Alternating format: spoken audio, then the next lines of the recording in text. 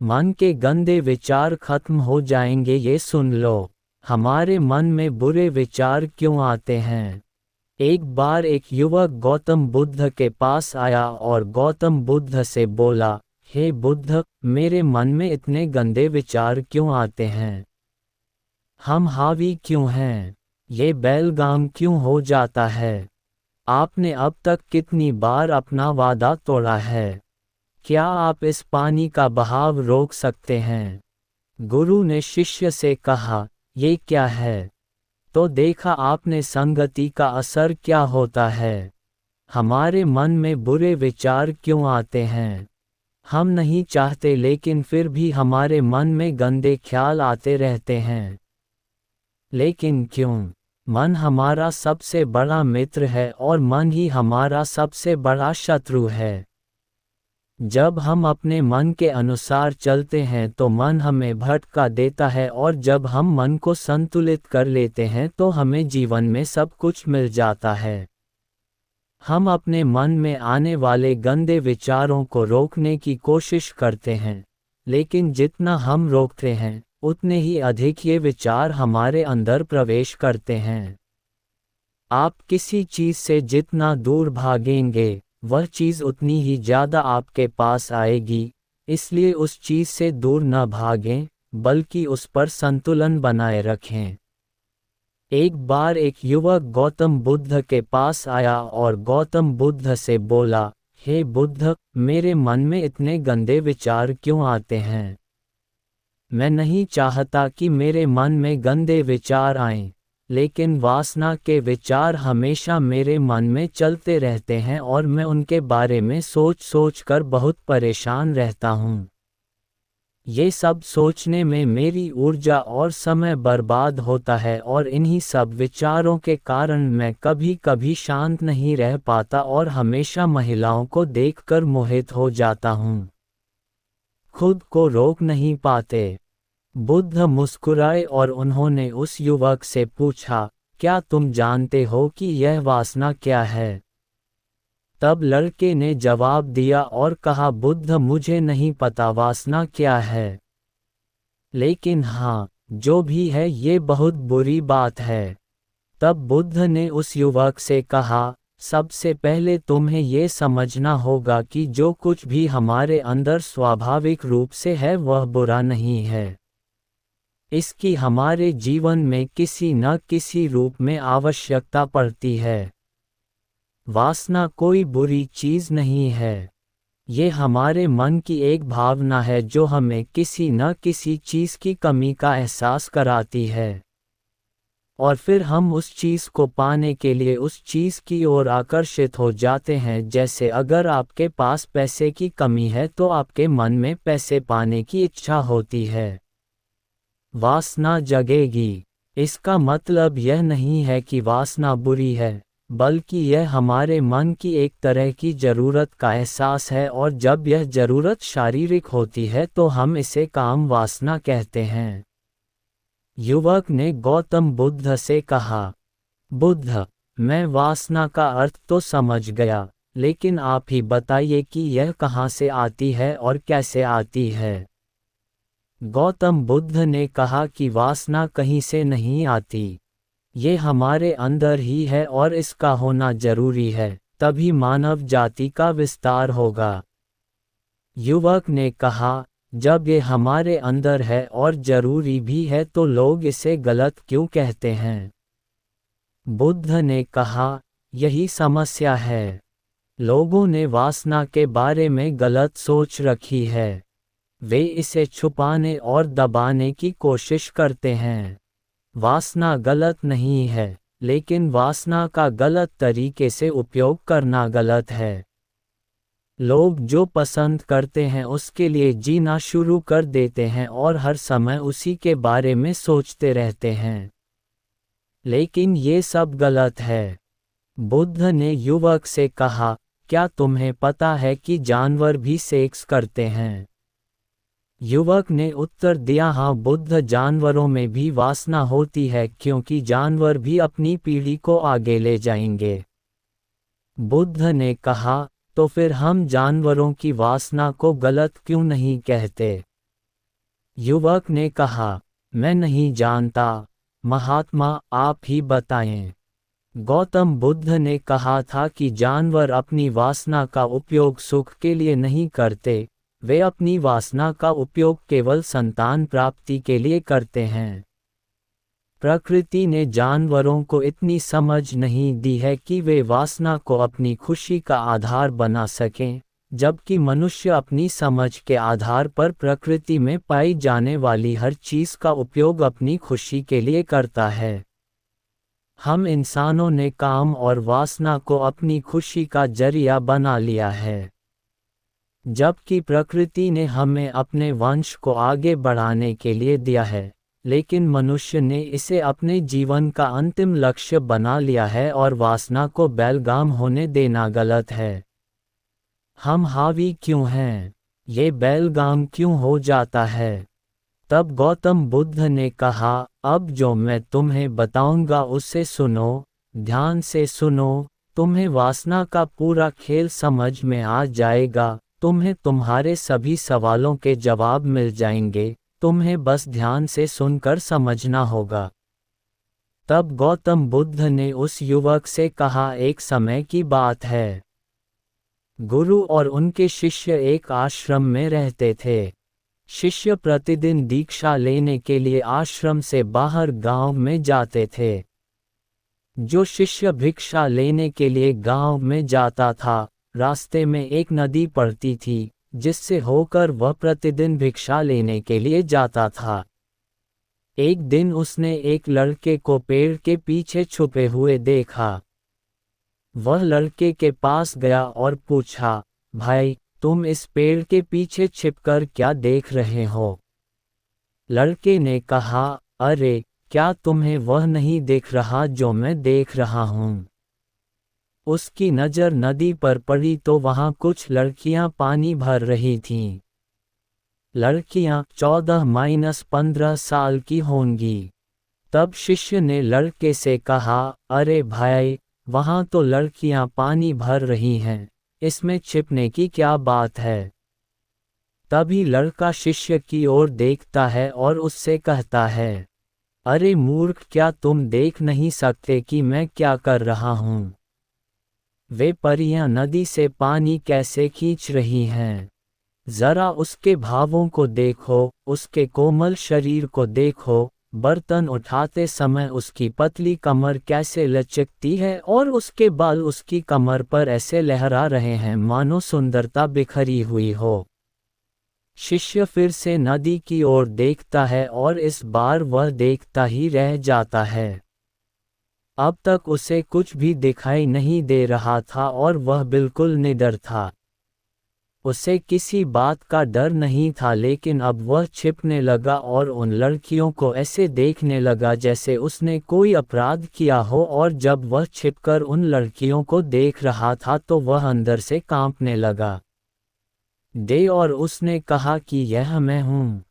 मैं क्या कर रहा हूँ? मैं जो कुछ भी कर रहा हूँ वह सही नहीं है।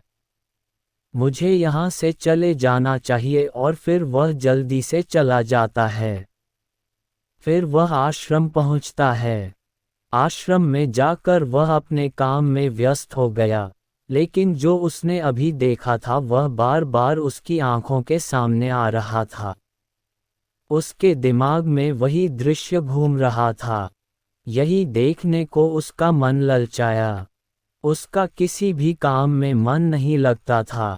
वह प्रतिदिन सुबह सुबह भिक्षा लेने के लिए आश्रम से निकल जाता था और नदी के पास स्थित एक पेड़ के पास जाता था जहां वह लड़का पहले से ही मौजूद होता था और छिपकर अपने साथ लड़कियों को देखता था। अब वह प्रतिदिन ऐसा करने लगा। उसका मन अब किसी काम में नहीं लगता था। वह सदैव किसी न किसी विचार में डूबा रहता था। वह आश्रम का कार्य भी ठीक से नहीं कर पा रहा था। वह न तो ठीक से सो पाता था और न ही ठीक से खा पाता था। उसका मन बेचैन था। उसका मन बार बार उन लड़कियों की खूबसूरती देखने को ललचाता था। जब गुरु भिक्षा दे रहे थे तब भी उनका मन किन्हीं अन्य विचारों में खोया हुआ था। गुरु ने अपने शिष्य की ये हरकतें देखी तो एक दिन गुरु ने शिष्य को अपने पास बुलाया और कहा कि आज से मैं भी तुम्हारे साथ भिक्षा मांगने चलूंगा। तुम और मैं एक साथ भीख मांगने जाएंगे। तभी शिष्य ने गुरु को मना करते हुए कहा कि नहीं गुरुदेव, आप क्यों परेशान हो रहे हैं? मैं ही ठीक से भीख मांग सकता हूँ। गुरु ने शिष्य से कहा, ठीक है, तुम अकेले ही भिक्षा मांगने जाओ। इसके बाद शिष्य भिक्षा मांगने निकल गया। शिष्य के जाने के बाद गुरु भी आश्रम से बाहर निकल गए और शिष्य का पीछा करने लगे कि वह कहाँ जाता है और क्या मिलता है। ये सब देखने के लिए उसका पीछा करने लगा।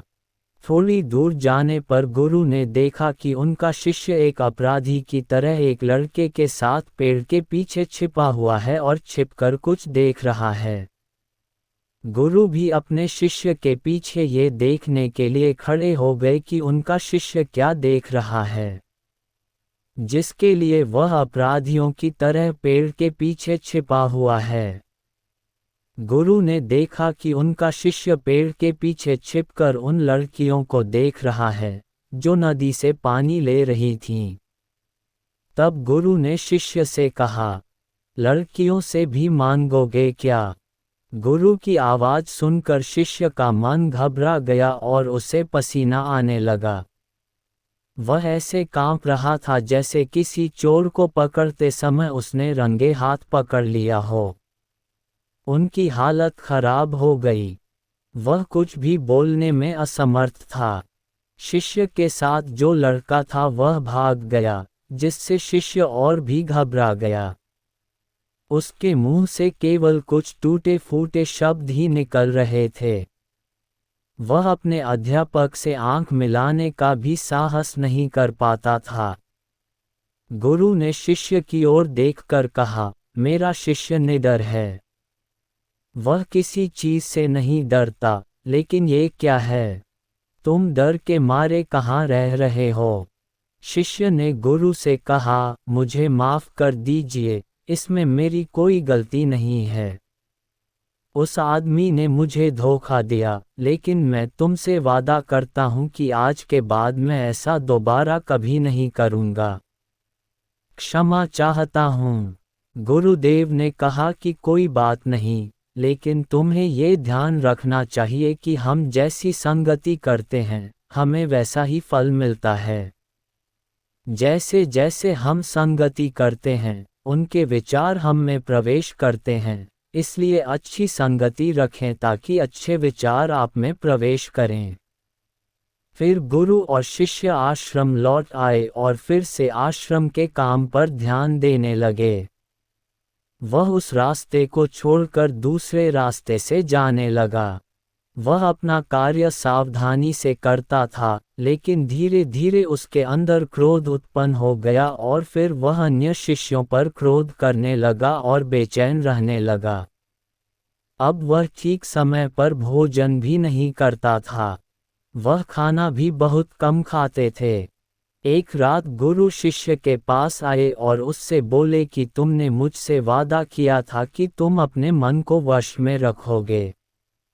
आपने अब तक कितनी बार अपना वादा तोड़ा है? ये सुनकर शिष्य अपने गुरु के चरणों में गिर पड़ा और रोने लगा। उसने रोते हुए गुरु से कहा कि गुरुदेव, मैं कई बार अपना वादा तोड़ चुका हूँ, फिर वादा करता हूँ, लेकिन हर बार मैं अपना वादा तोड़ देता हूँ। ये बिल्कुल भी मेरे वश में नहीं है। मैं अपने मन से सभी बुरे विचारों को बाहर निकालने की बहुत कोशिश करता हूँ, लेकिन चाहकर भी मैं ऐसा नहीं कर पाता। तब गुरु ने शिष्य से कहा, मेरे साथ आओ। गुरु शिष्य को आश्रम के बगीचे में ले गए और शिष्य से कहा, देखो, यहाँ कुछ नाले हैं, जिनसे होकर नदी का पानी इन पौधों में आ रहा है और यह पानी लगातार बह रहा है। क्या आप इस पानी का बहाव रोक सकते हैं? शिष्य ने कहा, हाँ गुरुदेव, मैं इस प्रवाह को रोक सकता हूँ। तब शिष्य ने मिट्टी उठाकर उस नाले के किनारे डाल दी। वह पानी थोड़ी देर के लिए रुका और फिर थोड़ी देर बाद उस रेत के ऊपर से पानी आने लगा। गुरु ने शिष्य से कहा, ये क्या है? ये पानी रुका ही नहीं। उसने फिर कुछ कंकड़ उठाए और नाली में फेंक दिए और फिर पानी थोड़ी देर के लिए रुक गया। लेकिन फिर कुछ देर बाद उन कंकड़ पत्थरों के ऊपर से पानी निकलने लगा। गुरु ने कहा, शिष्य क्या हुआ? पानी फिर आ गया है। आप कह रहे थे कि रोकेंगे। क्या हम किसी चीज को पूरी तरह से रोक सकते हैं? तब शिष्य ने कहा, कोई बात नहीं गुरुदेव, मैं इससे रोक दूंगा पानी और तुम्हें दिखाऊंगा। फिर वह एक बड़ा पत्थर लाया और नाली पर रख दिया। पानी रुक गया। तब शिष्य ने गुरु से कहा, देखिए गुरुदेव, मैंने कहा था कि मैं पानी रोकूंगा। मैंने पानी रोककर दिखाया। मैंने आपकी बात पूरी कर दी। गुरु मुस्कुराए और बोले, अच्छा, ध्यान से देखो, पानी रुक गया है। क्या ये पीछे नाली को तोड़कर बाहर आ गया है और अगल बगल से बह रहा है? और ध्यान से देखिए, यह इस पत्थर के सामने भी आ गया है और यह पानी अपना रास्ता बदलकर फिर से आगे की ओर बह जाएगा। फिर कुछ देर बाद वही हुआ। तब गुरु ने शिष्य को समझाया, आपके साथ भी ऐसा ही हो रहा है। आप बार बार प्रयास कर रहे हैं और अधिक प्रयास कर रहे हैं, लेकिन हर बार आपका प्रयास टूट रहा है और टूटता ही रहेगा। यह पत्थर तुम्हारा पुरुषार्थ है और यह जल तुम्हारा विचार है। चाहे आप कितना भी बड़ा पत्थर रख दो, पानी अपना रास्ता ढूंढ ही लेगा। ये देखकर शिष्य ने पूछा, हे गुरुदेव, क्या कोई रास्ता नहीं है जिससे मैं गंदे विचारों से बाहर निकल सकूं? गुरु ने कहा, एक रास्ता है। यह पानी जिस नदी से आ रहा है, आप केवल वहां से इस पानी का मार्ग बदल सकते हैं। गुरु शिष्य को एक नदी के पास ले गए जहां से पानी उस बगीचे में आ रहा था। गुरु ने शिष्य से कहा, इस नदी से पानी जा रहा है।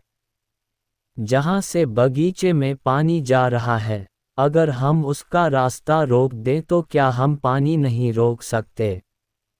शिष्य ने कहा, हाँ गुरुदेव, ऐसा अवश्य हो सकता है। मैं यहाँ से इस पानी को बंद कर देता हूँ। फिर सामने नाली में पानी नहीं जाएगा और फिर बगीचे में पानी नहीं जाएगा। तब गुरु ने कहा, शिष्य, यदि बगीचे में पानी ही नहीं रहेगा तो पेड़ पौधों को पानी कहाँ से मिलेगा? उन पेड़ पौधों को पानी की जरूरत होती है। तब शिष्य ने सोचा और कहा, ये बात मेरे दिमाग में कभी नहीं आई। इस पानी का बगीचे में जाना भी जरूरी है। गुरु ने कहा, और उनमें से कुछ पेड़ पौधे ऐसे भी हैं जिन्हें रोजाना पानी की जरूरत होती है। वे सूख कर मर जाएंगे, हमें पानी खोलना पड़ेगा। गुरु की बात सुनकर शिष्य ने पानी के लिए रास्ता खोला तो गुरु ने पूछा, यदि हम इस नदी का सारा पानी बगीचे की ओर मोड़ दें तो क्या होगा? शिष्य ने उत्तर दिया, गुरुदेव, वहाँ जीत हासिल करने के लिए पेड़ पौधे हैं। वे सब पिघल जाएंगे और कुछ भी नहीं बचेगा।